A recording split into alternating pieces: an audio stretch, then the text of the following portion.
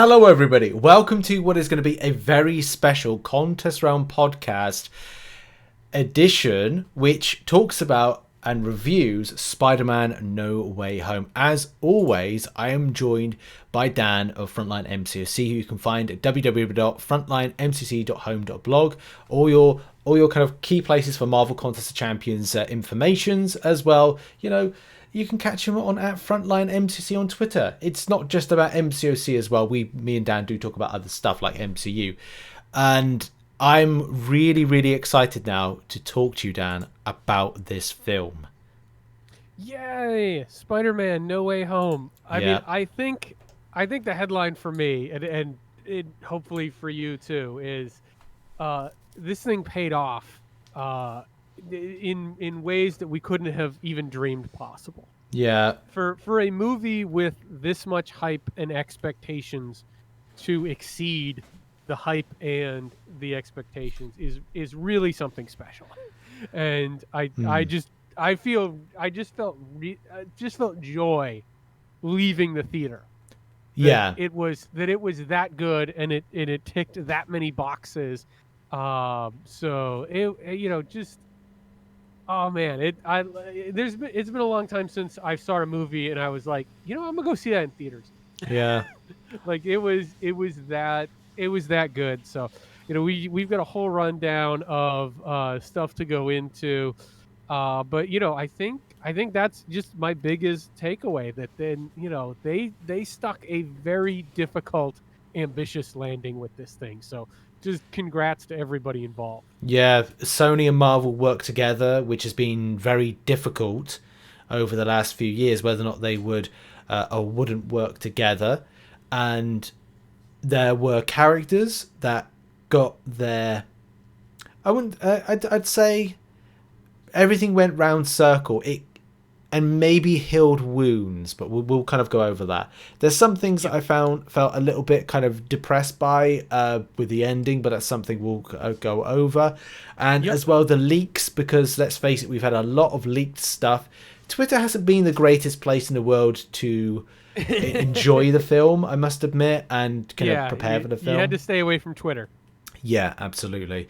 Yep. We've kind of set up the show to kind of go in the story, which we kind of we start the film in a world that, I don't know, Stark is not really mentioned that much, but is the legacy that's kind of very important, and his legacy at the end is again something that comes into question. But save the universe, Dan. But revealed, Peter Parker is everywhere and is known as Spider-Man. He's dealing with that. Right. So that's sort of our kickoff. I mean, it seems like that we really pick up right from where we left off at the beginning or at the end of the last movie, with Mysterio revealing Peter's identity. And then Peter's life basically falls apart because everyone knows that he is Spider-Man. And what happens when you're a high school student? Yeah, exactly. And you want to go to college, and you want to have a girlfriend and a best friend, and go to MIT and all these things, and it's all taken away from you because of this cloud of you being Spider-Man, and people being doubtful of whether or not you're a good guy or not, and your intentions. And then Peter starts making his choices based on his regret that his identity has been revealed. But first, he has to lawyer up, get out of legal trouble. And I think we were all pretty excited to see who his lawyer was. Yeah, it's a great scene. There's a great moment where there's a rock that's thrown in the flat, the apartment window, and you kind of think, okay, Spider Sense is going to be grabbed by Spider-Man, who kind of goes to grab this kind of brick, but like Matt Murdock has kind of like got his hand that's is kind of in reverse, and he grabs it first, and they're looking at him going like, what? How did you do that? And there was this kid next to me in the theater, and he just goes to his parents. He goes, "Hey, is that Daredevil?" I said, "Yeah, kid, that's Daredevil. You got it." And I think this was the first sign of what was to be a reoccurring theme Mm. of this movie, and something that we don't often see in pop culture these days with all these reboots and all these things is like they brought back Charlie Cox. And yeah, Yes. he doesn't appear as Daredevil. He's only in the movie for like 2 minutes, but they, you know, they showed you he's going to be the MCU's Daredevil. Yeah. They gave us a quick little wink wink about what he can do, but they, you know, overall they just like they honored the past of what happened with Daredevil, Mm. right? By bringing in Charlie and not resetting that. Yeah. And I That's think good. that was, you know, you left that scene, even though he's only in the movie for like 90 seconds, you're like, that felt good. Yeah. And we had a lot more of that kind of thing throughout the movie, because I think you know, sort of, you know, the discussion about whether it's the Netflix MCU stuff with whether or not you know, Charlie was going to be back as Daredevil and so on, or even you know, the recasting of Spider-Man has happened again and again Yeah. with Toby and then Andrew and then Tom. Is a lot of people get upset because uh you know, that feels like an erasure of what Mm. happened before, right? Like you're not honoring the memories. We're saying we're going to put that on the shelf, we're going to put that aside, that didn't happen or whatever. And this whole movie is the total opposite of that. Yeah. Which is one reason why I think it paid off for so many people, because it's like, no, we know that you cared about that stuff and we care about it too, and we're going to show you that we cared Mm. about it. It's And that's sort of like how I feel like that's like kind of how the pitch meeting went for this. Is yeah. like, we're going to honor those memories and build something greater, because we're going to trust that the audience has seen all these movies and knows who Charlie Cox is as Daredevil, Yeah. and we're going to move forward with that in mind, that our audience knows what's going on here, and we're not going Yeah. to take a bunch of time explaining it. We're going to trust that they know. Yeah. And I was just, it just, you're right, it just paid off completely. I think then bringing them into it and the way that they went about it, because like this, the way that everything gonna happen, it just went crazy. It kind of goes Right. from like, okay, he's dealing with this, to, oh my god, things are gonna get crazy as soon as he goes to Doctor Strange, Stephen, and says, look, Steven, don't call me sir. don't call me sir. Oh, it's still weird. We need to sort this out. Oh, could you sort this out for me? Can you cast a spell? Wong's like, no, don't cast a spell. And then it's like, look, you clean up your own mess, kind of thing. Doing this spell, and something that we kind of like, we talked about in the notes for the show, is that he's 17 at the point of this thing. Like, okay, I need to sort this out. And the only way I think is best to sort it out is to get a wizard to do a spell to make everything better. And as we all know, sometimes that doesn't go correctly. And in cancelling the spell, opens up some kind of multiversal link to Spider-Man, as opposed to, being the world multiverses, but Spider-Man specifically. And we get all these villains appear, which leads into some of the best acting. We get Otto back. We get Sandman. We get all of these actors, and the nefarious Willem Dafoe's Green Goblin. I mean, I think if you're handing out an MVP award for this movie, you have to give it to Willem Dafoe. Oh my God, what? Because at the end of the day, yes, there's a ton that goes right in this movie. But you know, I've read some stuff about like how committed he was to this movie, even though he's in his mid-60s. He's like, I have to do my own stunts. It has to be gritty. I have to earn this character again. And he goes for it, right? And he's, you know, he says like, oh, they've got a bunch of villains, like things are gonna go evil, but like he's the linchpin. Oh Like God. some of these guys are willing to go either way until Green Goblin breaks bad. Yeah. And I would argue that the two fight scenes he has with Tom Holland are the best Spider-Man fight scenes we've ever seen. Yeah, he's and we're jumping around a little bit, but spoiler alert: Andrew Garfield, Spider-Man shows up. Yeah. And Andrew's Spider-Man has that line about, at some point I stopped pulling my punches, and I felt that, like, in both of the Green Goblin fights was like the first time that Tom Spider-Man stopped pulling his punches, because he's like, this dude is really strong and he's Yeah. really trying to kill me. Yeah. And like, just sort of the destruction, he's like, oh, like, this is how strong these guys are compared to like walls and buildings. Like, you really felt that. Yeah. And yeah, I was really happy with with Willem Dafoe returning and sort of his whole arc.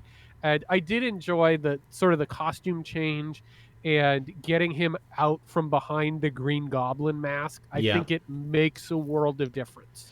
Yeah, because his mannerisms and the way that he Yes. kind of projects his anger, mental insecurities when you find him at the soup kitchen being looked after by Aunt May, and just those elements, which we did see as him being Norman Osborn in kind of the films, but it was kind of Norman Osborn, not the millionaire, whatever, but Norman Osborn, the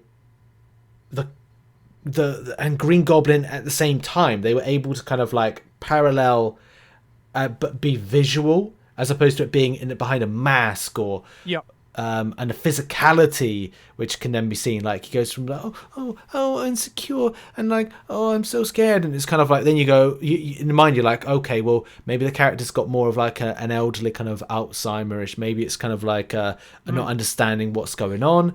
But then it's a case of like, it's a manifestation and kind of like just kind of like a complete change. But it's just, he's so good. Otto Octavius gets like some great time on screen, and as well He does. I can't just remember the actor's name. Alfred Molina. Alfred Molina, he's great. Like, a little bit of comedy as well with it, and the nanotech bonds with him. Yeah, which I think is just quite a cool. great reversal there. Some really fun comedic moments, and I mean, it just shows you how good the casting was of those villains all those years ago, right?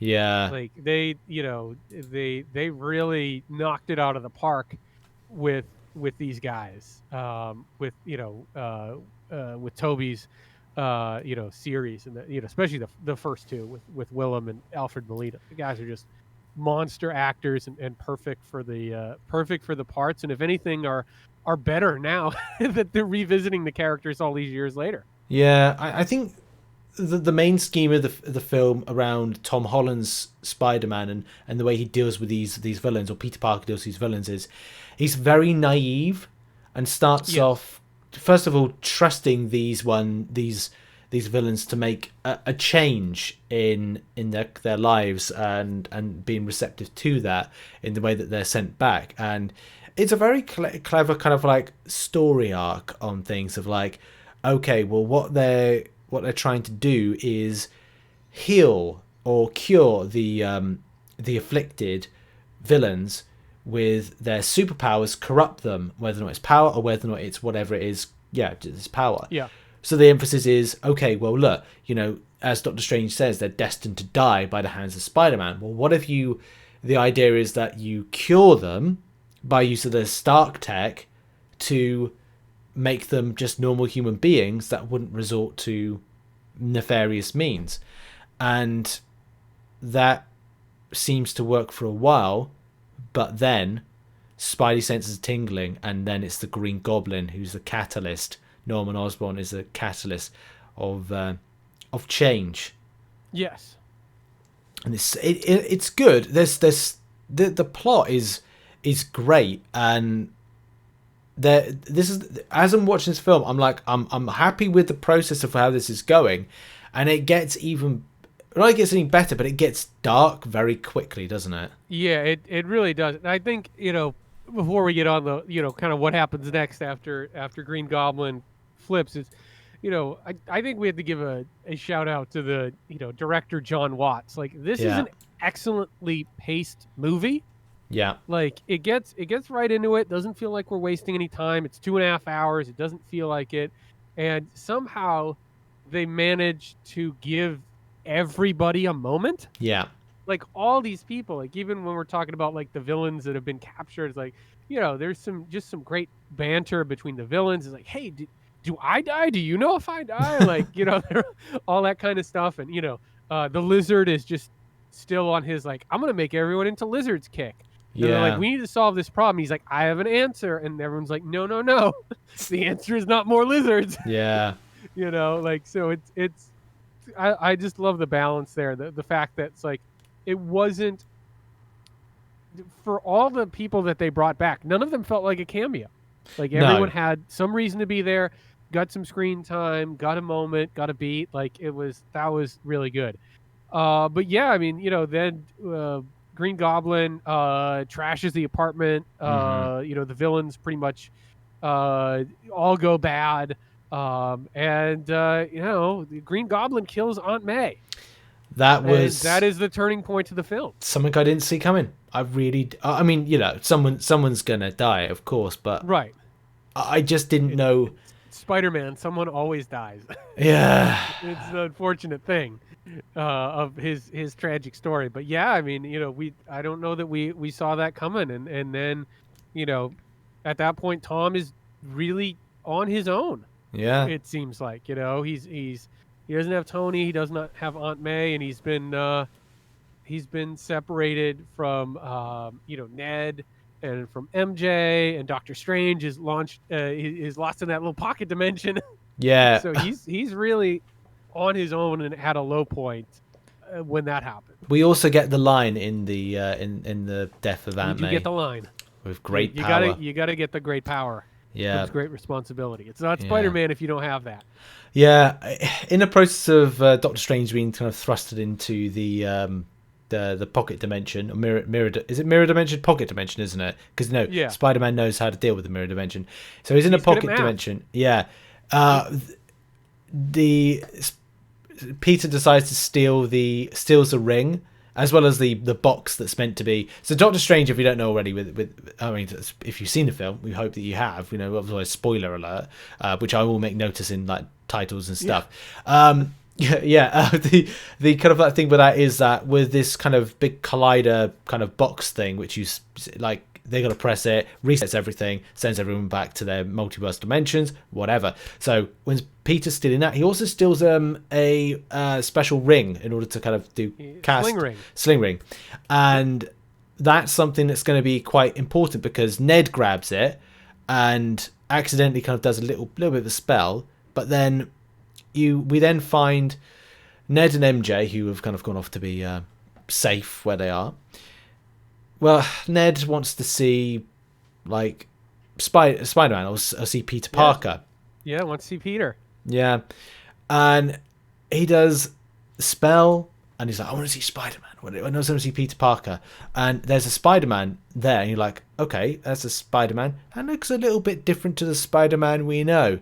And then all of a sudden, it's a little bit taller. It's like, who is this Spider-Man? And then all of a sudden, oh wow, there he is, Andrew Garfield. It's Andrew Garfield, and it's the whole theater went nuts when he took off his mask. And what was interesting for me is like I looked at my phone, and I was like, we got about an hour left in this movie. Yeah. Like we're gonna like that was the cool thing, and obviously Toby shows up right after that. Yeah. But I think a lot of us, even those of us that were expecting Toby and Andrew to show up in some capacity, we're either expecting a quick cameo, a couple minutes, like not that we would get to spend an hour with these guys as Spider-Man again. Which I'm so glad we did. We're so glad we did. Like that's another thing. It's like when you talk about the pacing of the movie and when they show up. Yeah. And, it not just being like, oh, hey, remember me? Like we get to spend some time with these guys. And, Toby shows up and then, there's a little Spider-Man off. It's like, oh, I'm Spider-Man, you're Spider-Man. It's like, let's go find this world's Spider-Man. And you kind of get to see we've got three Spider-Men at three drastically different points in their lives, Toby seems to be, his Spider-Man is the oldest, seems to have come to terms with what it means, is a little more zen Yeah. and reserved. Andrew feels sort of worn down and broken in a Yes. way. Tom has obviously just fallen off the cliff and hasn't processed anything yet. But I will say, like, major feels for Andrew Garfield Spider-Man, like from the moment he shows up. Yeah, And it really felt, I don't know, I guess I always liked him as Spider-Man. I did like his movies, but I didn't know I was going to feel that much hurt for that guy when he showed up. I think this is good because it's not to say that the Amazing Spider-Man was more fresh, but it's more fresh in. Yes, it is more fresh. So the feels are more fresh. It's that ending that we left off with the Amazing Spider-Man 2 was the death of Gwen, and how its impact then should have been greater felt, because essentially at the end of Amazing Spider-Man 2, he was back. He returned back after kind of a little time and was against the Rhino as the kid kind of stood there. So essentially, he's gone straight back after a tragedy, which is the same thing what a lot of Spider-Men do. He hasn't taken any time off, but that still impacts him to a point of maybe letting his emotions out, letting him free, and kind of he's more the emotional Spider-Man because of these events being so fresh and that death being so rooted in his mind. But Andrew Garfield was just wow. He's amazing, and he's amazing in this movie. Yeah. I think he took a lot of crap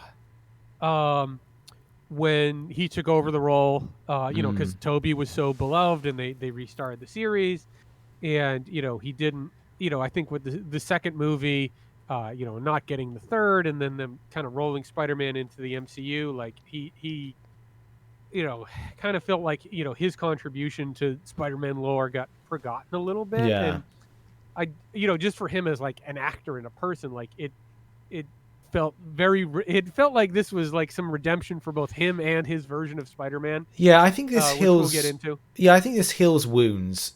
Especially, like, I'm not to say that they haven't done anything great after, like, Tobey Maguire was meant to do, I think it was 1 week away from shooting Spider-Man 4 before Sony pulled the plug. And with Andrew Garfield, he's had the horrible Sony emails that kind of ridiculed him as an actor. But then he's gone on to do amazing things like Hawksaw Ridge. I think it's called Hawksaw Ridge. It's the one with Vince Vaughn and he saves people. He's he's had a really, really good career, and it's been interesting because Toby isn't out there as much as a person. You don't see him giving interviews. Like, I felt like Andrew was getting interrogated for the last 6 months. Yeah, poor Are lad. you in the Spider-Man movie? I'm not in the Spider-Man movie, guys. Like how many times did he tell everyone that he isn't in Spider-Man? He's a greater actor than ever because he delivered it like a normal person, just like, oh, I don't know how to disappoint you, but I'm gonna have to disappoint you. I am not in this movie. No, I mean there's wonderful compilations of him lying on YouTube. Yeah, and it's great. How many times? It's so convincing. I mean, look, I probably would have gone like, look, I get it. You're not allowed to. If you go, yeah, I'm in Spider-Man. Great, you've just technically ruined something, and now you've just probably voided your contract. So how much $1 million they've paid you, now you have to give back, and you're in the movie. So it's like you've got to, when it's Marvel or when it's Disney, you gotta play ball with not releasing anything. But it's tough because he's like out there promoting other projects. He's like, hey, we know you're in this movie, but Spider-Man. It's just like I don't often feel bad for actors, but that was a tough gig. That had to be quite a process. So all right, our Spider-Men show up. They go get Tom. They just it's just magic seeing the three of them on screen. Oh together. God, yeah. It just brings you such joy. Just the Toby and Andrew kind of like hopping into the frame, and Ned and MJ are like, there's some people you got to meet, and them sort of been like, hey dude, like, we've been here, and Tom's like, you don't understand, and they're like, no, we understand, and then, of course the audience knows they understand. Yeah. Sort of like, okay, we're gonna get Tom back on track, and we're gonna do some science. Oh, that webbing moment as well as doing the webbing moment, science. so good. Yes. Especially kind of like the really cool moment between Tobey Maguire's Spider-Man and Ned, where he's there and he goes like, oh, did you have to ever fight or something about like, oh, so your Do you best have friend. a best friend? Do you have a best friend? Yeah, he turned evil and died in my, and I had to kill him, so he died, we fought and then he died in my arms. And it's like, Ned's okay. just eyes get big and just Yeah. walked away, which was fantastic. And then just they had to get in the web shooter versus a natural webbing thing, and just the way Andrew was looking at Toby's wrist, Yeah. just killed me. Like just how is that possible? Yeah.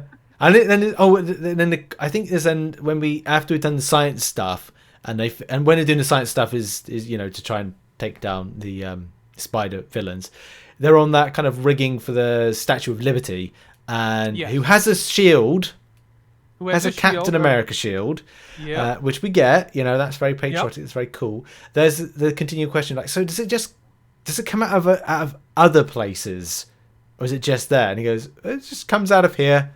And it's like, well, do you ever had a web thingy? And he's like, yeah, I've had a thingy. And also kind of like the back. The back crack. My back. It's like, we're getting up there. And just the cracking of the back is just like, no, we can do this really good. It's like, I mean, you forget Tobey Maguire is like in his late 40s at this point. So yeah.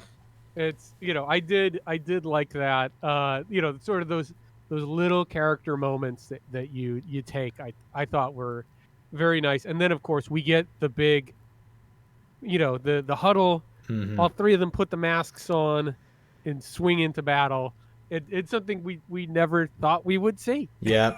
I like it felt so good. Yeah, I like the way it started, because they first of all had a first run where they tried to as soon as they're trying to cure the spider villains, they mess up right royally and then come back and they go, look, have you worked on a team before? No, I normally just go solo. I go solo as well. Well, I've been on a team, and so it's like, look, what we do is we do this. And I thought these little subtle things and the things they're talking about is so good to kind of kind of bring them in. You trust the history of the characters. Yeah. Oh, I've been on the... You trust that the audience has seen all the other Spider-Man movies. It's so fun. Just go from there. I just remember the moment where he just went, yeah, I was on a team. The Avengers. Oh, cool, you were on the Avengers. Do you have the Avengers? No. But it's great you're on a team. Right, thought that was a cool moment. You don't have that? No. Yeah, like that kind of stuff. It's all kind of littered in there.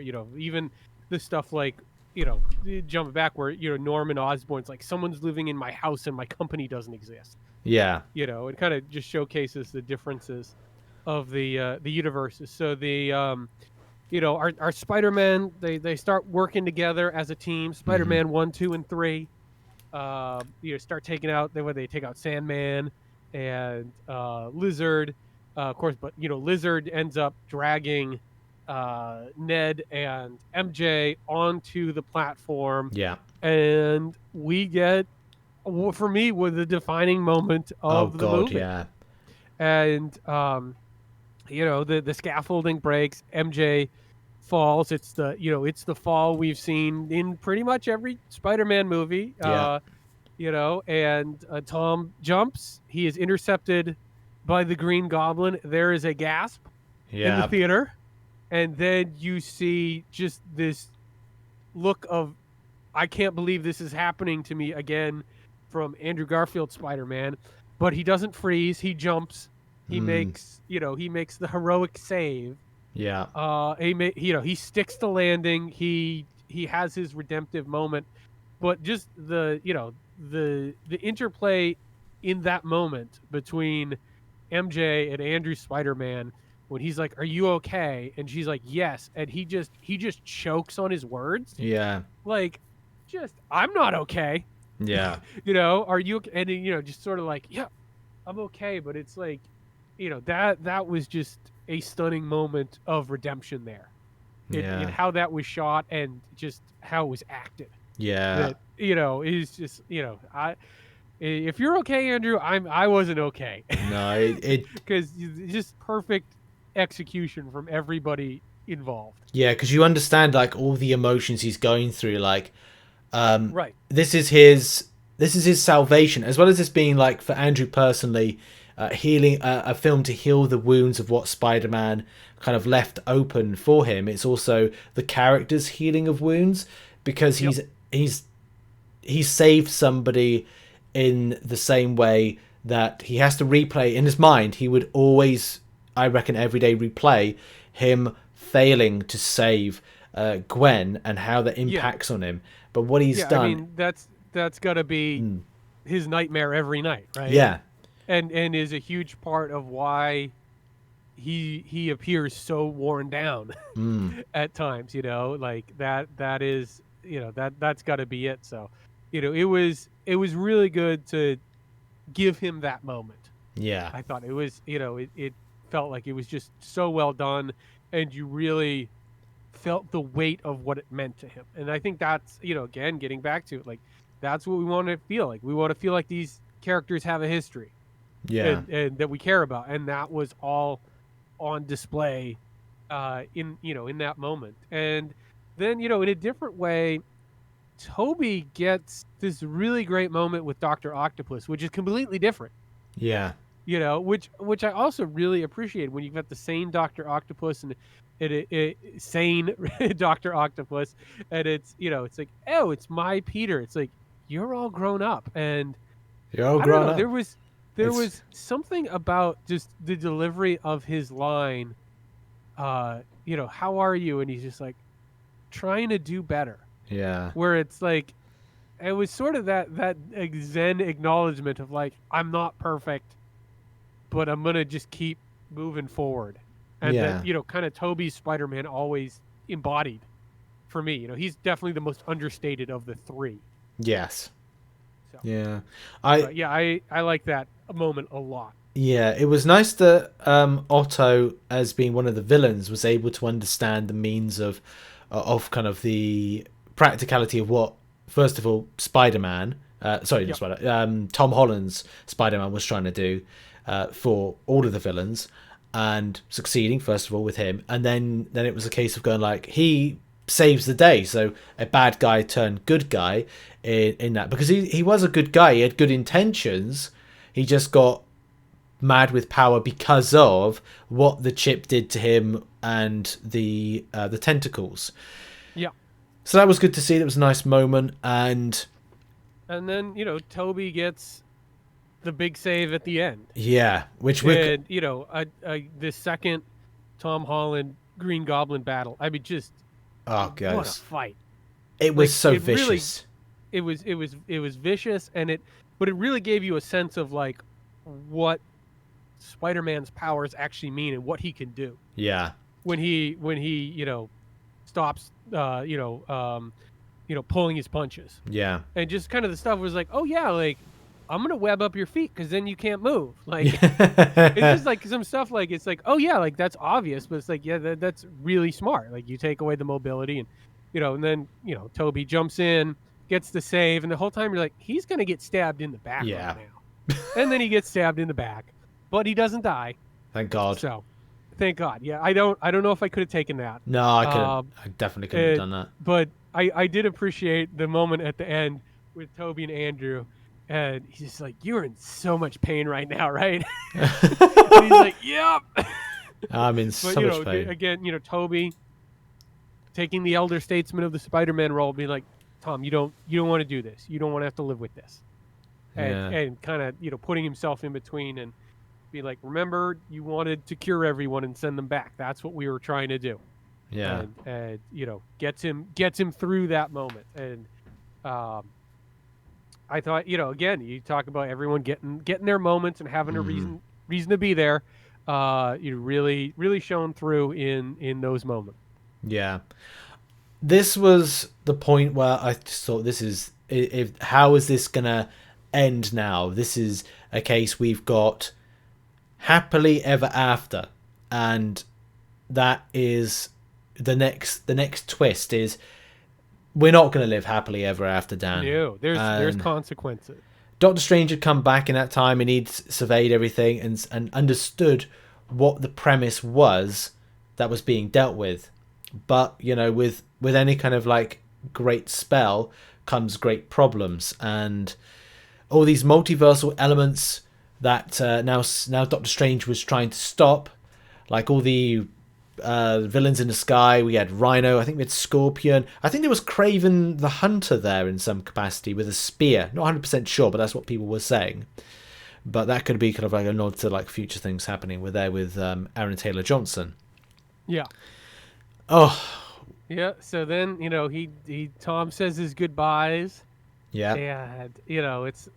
And we get a really interesting kind of end scene where he goes to visit Ned and MJ, and instead of revealing everything, he has a little moment, and then it's like, you know what? I'm gonna leave things as they are and set out on my own, and I really, really like that.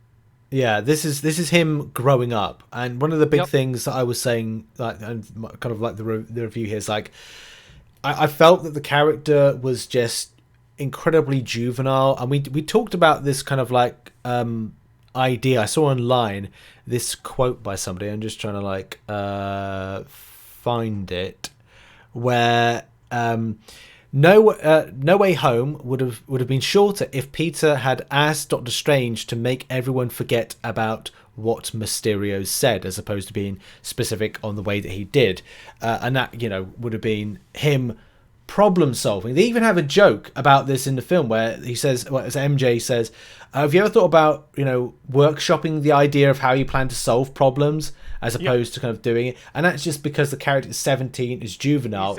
He's 17, he's self-centered, everything revolves around him. Yeah. So and then by the end of the film, he's growing up. He's grown up. He's now dealt with the hardships and understood from the other Spider-Men what they have lost, and understand what he's lost in his age, because losing Aunt May and losing the people he loves around him, we now get this story of, because everyone forgets that Peter Parker was Spider-Man, he doesn't want anybody to love him or have anybody in his life that he can love, because he doesn't want to lose them because of what he does. Because, as Aunt May says, in this Tom Holland's Spider-Verse, he now has great power, and now he has to have great responsibility for said power.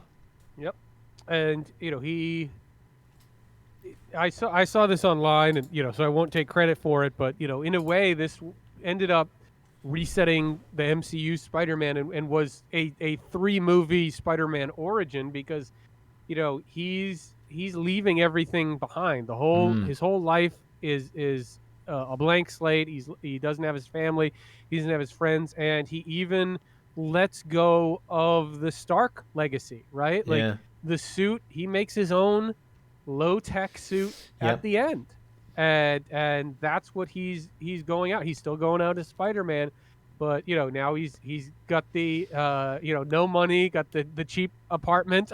Yeah. And he's going to move forward from there. And, you know, I think, while I very much like the sort of like Iron Man, Spider-Man thing, I know a lot of Spider-Man fans want him to stand on his own. And it feels like that's where we're headed going forward. Yeah, it's good. The ending, I felt very unsure about. I understood why it's got to be done. I understand that it's going to be great, and one of the things I put in the notes is that this is going to be great for Tom Holland to act with a background of emotion, with understanding, with this basically will create the best motivation to create to act around a Spider-Man, because he's been to space. He's fought Thanos, which is the biggest, baddest boss you could ever see.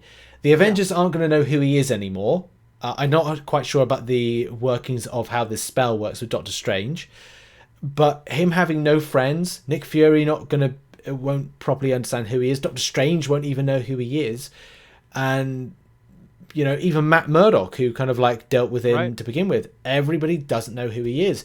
Even the Venom symbiote, there's a good chance, might not know who he is. We're going to talk about the post-credit things in a minute. But that's the thing that kind of made me a little bit sad for him. I just you are totally alone. Nobody knows who you are. You are not loved by anybody. But then, as we said, possibilities now are endless to maybe become a photographer. Number one. Maybe number two is fall in love with Gwen Stacy or have a relationship with Gwen Stacy. Maybe it's a case he doesn't. And maybe it's a case that we see the likes of Black Cat. We see other characters. That's the direction I want them to go in. Yeah. I want to see Felicia, because we haven't seen that before. Not really. I mean, I think she was hinted at in Spider-Man 3, or like appears as Felicia, not as Black Cat. But yeah, I'd like them to go in the Black Cat route. Yeah. Because I think that'd be new, and it'd be interesting to see.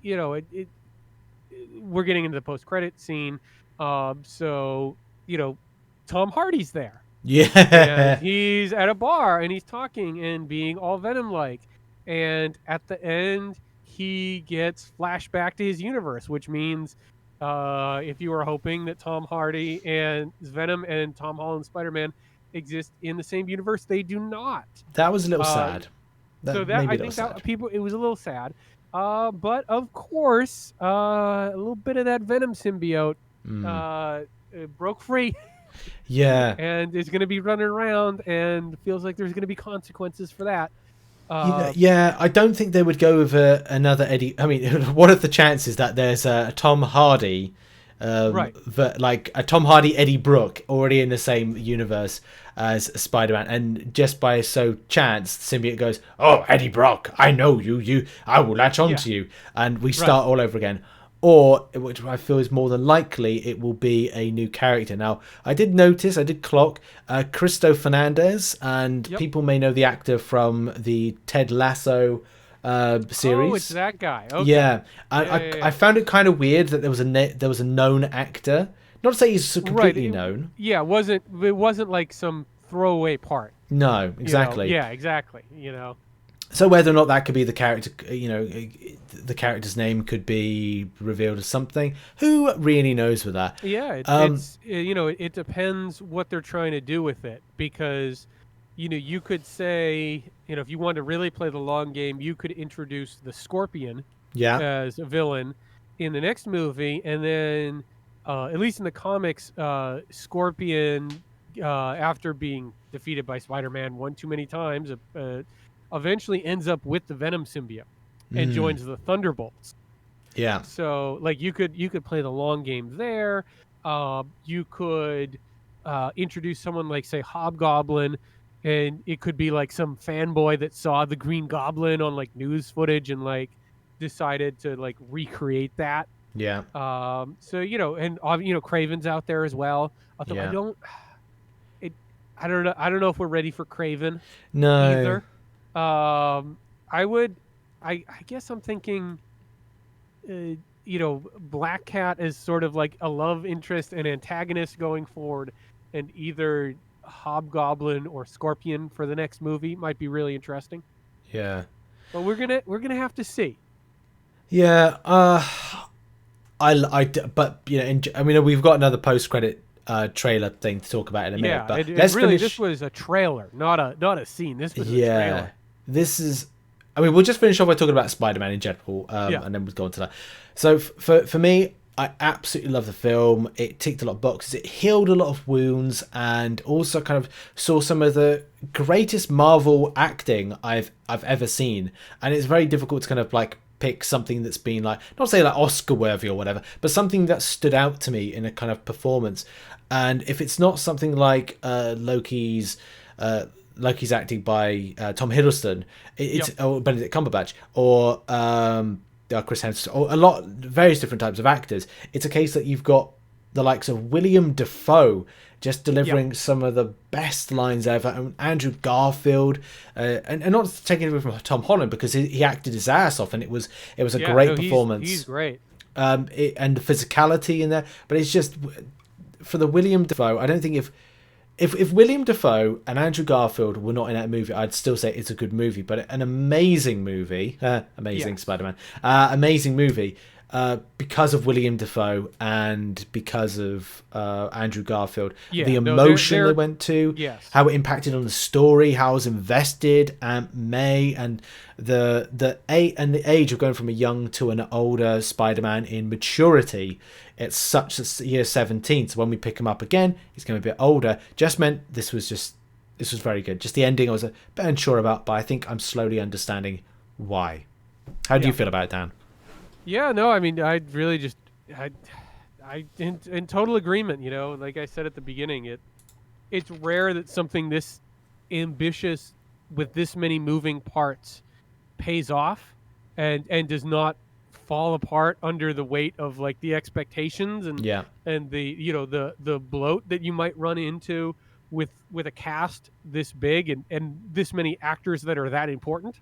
So like, you know, just from like a movie making perspective, I'm just astounded by what what John Watts and the writers and everyone involved was able to pull off. Because, you know, I know I said it before, but it's just so well paced that, you know, it's, you know, I think we've seen so much, you know, so many reboots and recasts and all this kind of stuff in comic movies and pop culture, and it's just like, this just felt like the antithesis of that, where it's like, no, all that stuff did happen. It happened, and it's okay that you remember it, and we're not going to erase it. In fact, we're going to build on it. Yeah, absolutely. So that's that. You know, it's just nice to know that, you know, you see a movie that the people making it like actually care about the stuff that you care about. Yeah, and sometimes you learn that you cared way more than you thought you did. Yeah.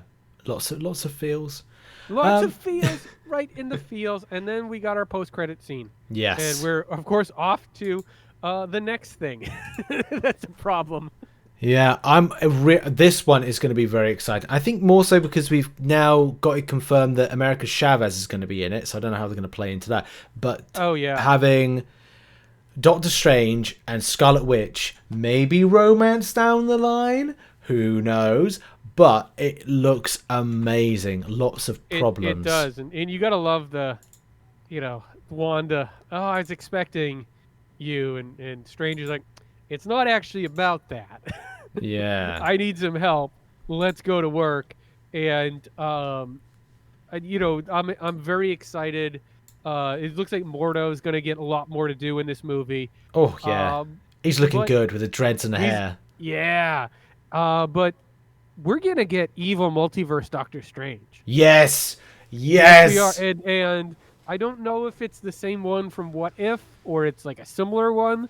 But that, I mean, when you've got an actor like Benedict Cumberbatch, like, turn him loose. Let him be evil. This is going to be amazing. Yeah. I'm excited. We've still got a flavour with that with What If. The great thing about it is a lot of this film was filmed down where I used to, where I was born in Somerset. It was cool actually because they had things on local news to say like, oh yeah, by the way, they're kind of like all the filming down there. So it was, I think the field, I want to say the field where the sheep are, where you kind of see Wanda as she's like tending, I don't know, to whatever she's doing. I think that was filmed down near us, and it's really cool to see like things filmed close to you, but as well, man, it is gonna be amazing. Also, it was kind of cool because I forgot that he doesn't have the time stone from what she said in the movie, so I don't know whether or not he's gonna get something back in some sort of I don't know, potency, but I guess that's the thing you're saying, like, well, if he's got a time stone, he can literally just like change every kind of event that goes on. So it's like, I see why they haven't given it to him. It's a little too powerful because it's like, well, if he can just change time, like, what does it matter? Yeah. You know, it's a bit too much. Yeah, that's true. Yep. Yeah. Cool. Well, what a film. Yay, Spider-Man. Good job, guys. Good job, Sony. Yeah. Good job, Marvel. Absolutely. Thank you for getting along and making this happen. Yeah. More of that. More of the same. That would be great. Yeah, more of that, please. Yeah. Right, that has been our little review from the Contest Realm podcast to you. Hopefully you have had a lovely Christmas time, and we'll see you in the next edition, whatever we might be doing. Thanks, everybody. Bye bye. And what did you think of the movie? Put it in comment sections or whatever. Thanks, everybody. Bye bye.